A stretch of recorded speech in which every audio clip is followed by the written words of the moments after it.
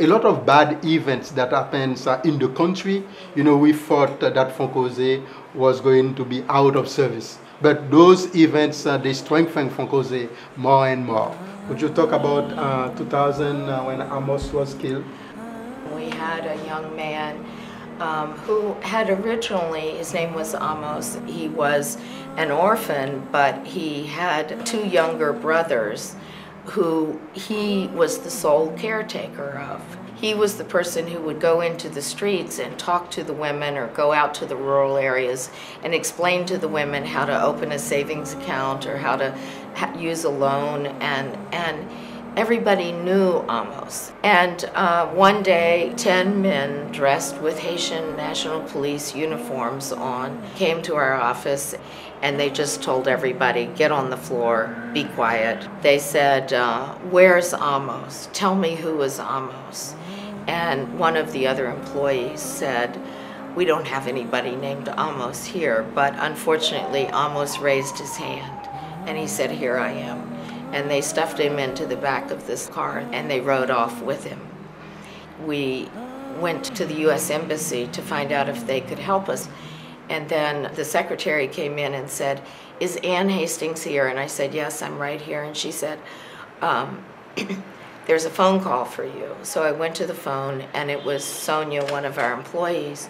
And she said, Ann, they just called. And I said, what did they say?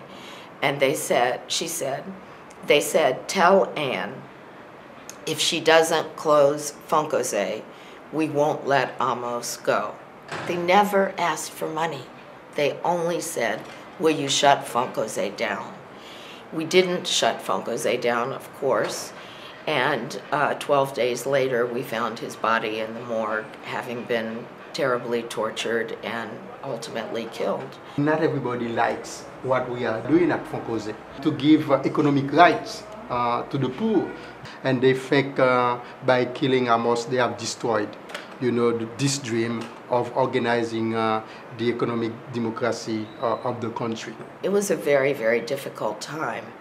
And from the beginning, all of our supporters from around the world, we didn't even know we had all these supporters, but thousands of faxes came in to the chief of police, to the president's office, and to the embassy in the United States saying freedom for Amos or justice for Amos. 6 months after Amos's death, we tripled the number of savings accounts that we had, because for the first time we began to actually let people know what we were doing. We went to radio stations and told them about Amos.